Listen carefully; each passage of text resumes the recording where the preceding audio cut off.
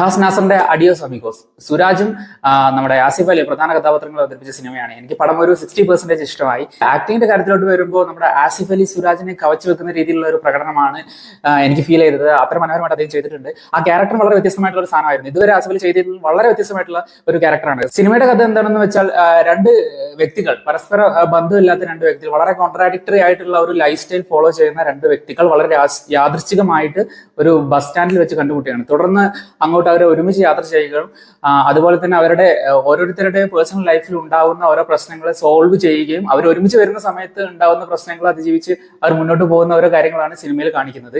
Cinema ഒരു ഘട്ടം വരെ വളരെ മനോഹരമായിട്ട് മുന്നോട്ട് പോയിക്കൊണ്ടിരിക്കുകയാണ്. എനിക്കിതിൽ പ്രധാന ഫ്ലോ ആയിട്ട് തോന്നിയത് സിനിമയുടെ ലെങ്ത് തന്നെയാണ്. ഒരു ഷോർട്ട് ഫിലിമിന്റെ ഒരു കണ്ടന്റ് ആയിട്ട് എടുക്കാനുള്ള ഒരു സിനിമ ഉണ്ടായിരുന്നുള്ളൂ. പക്ഷെ അത് വലിച്ചു നീട്ടി ഏകദേശം 2.5 മണിക്കൂറിനടുത്തോളം നീട്ടിയത് മാത്രമാണ് ഒരു പോരായ്മയായിട്ട് തോന്നിയത്. എനിക്കൊരു 60% എൻജോയബിൾ ആയിട്ടാണ് ഫിലിം അനുഭവപ്പെട്ടത്.